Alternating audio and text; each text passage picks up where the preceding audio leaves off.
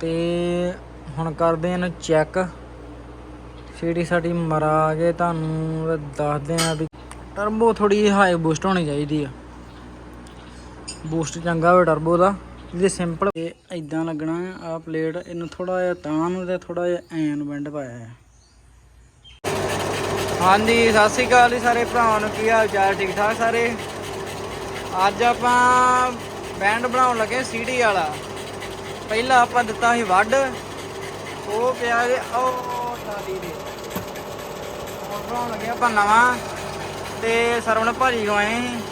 Plate ਪਲੂਟ ਇਹਨਾਂ ਕੋਲ ਬਣਵਾਈ ਆ ਟਰਬੋ ਵਾਲੀ, ਐਗਜ਼ਾਸਟ ਵਾਲੀ ਜਿਹੜੀ ਬਾਹਰ ਦੀ ਪਲੇਟ ਹੁੰਦੀ ਆ।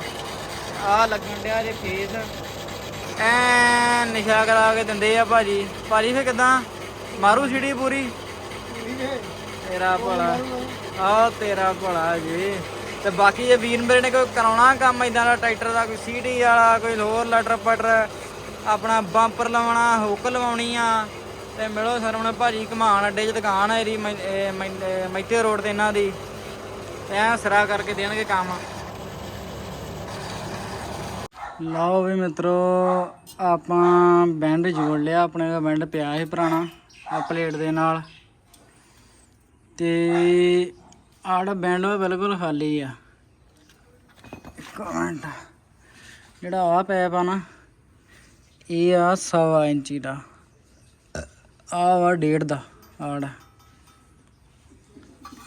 ਹਾਲ ਇੱਧਰੋਂ। ਤੇ ਇਹ ਵਿੱਚੋਂ ਬਿਲਕੁਲ ਖਾਲੀ ਆ। ਕੋਈ ਇਹਦੇ ਵਿੱਚ ਆਹ ਪੈਪ ਨਹੀਂ ਵਧਾਇਆ ਇਹਨੂੰ, ਕੋਈ ਕੁਛ ਨਹੀਂ। ਸਿਰਫ ਇੱਦਾਂ ਬੈਂਡ ਪਾਇਆ ਵਾ।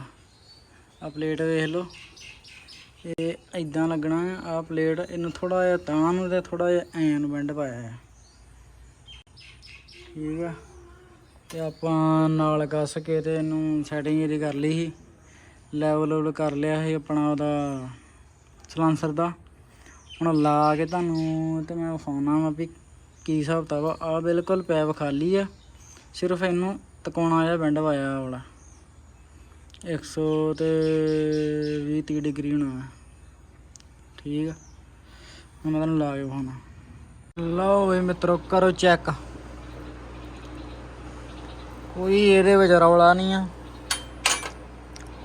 ਬਸ ਇਹ ਆ ਵੀ ਟਰਬੋ ਥੋੜੀ ਹਾਈ ਬੂਸਟ ਹੋਣੀ ਚਾਹੀਦੀ ਆ। ਬੂਸਟ ਚੰਗਾ ਹੋਵੇ ਟਰਬੋ ਦਾ।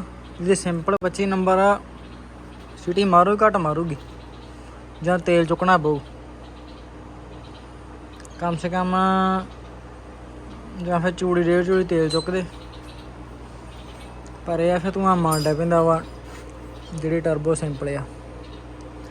ਤੇ ਕੋਈ ਇਹਦੇ ਵਿੱਚ ਮਸਲਾ ਨਹੀਂ ਆ। ਬਸ ਆੜਾ ਪੈਪ ਆ, ਮੋੜ ਜਿਹਾ ਪਾਉਣਾ ਜਿਹੜਾ ਆੜਾ, ਇਹ ਥੋੜਾ ਸਹੀ ਪੈ ਜੇ। ਅੰਦਰ ਬਾਹਰ ਕੋਈ ਪੈਪ ਵਿੱਚ ਨਹੀਂ ਧੱਕਿਆ। ਸਿੰਪਲ ਬਿਲਕੁਲ ਇੱਥੇ ਤੱਕ ਹੀ ਪੈਪ ਆ ਵੈਲਡਿੰਗ ਹੋਇਆ।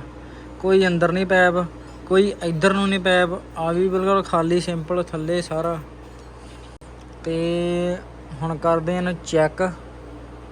ਸੀਟੀ ਸਾਡੀ ਮਰਾ ਕੇ ਤੁਹਾਨੂੰ ਦੱਸਦੇ ਆ ਵੀ ਕੀ ਰਿਪੋਰਟ ਆ। ਤੁਸੀਂ ਦੱਸਿਓ ਵੀ ਕਿੱਦਾਂ ਦਾ ਸੀਟੀ ਕਿੱਦਾਂ ਦੀ ਬਣੀ ਆ ਟਰੈਕਟਰ ਦੀ, ਕੀ ਚੱਕਰ ਆ। ਠੀਕ ਆ, ਕਮੈਂਟ ਜ਼ਰੂਰ ਕਰਿਓ ਤੇ ਵੀਡੀਓ ਨਾਲ ਲਾਈਕ ਵੀ ਕਰਿਓ।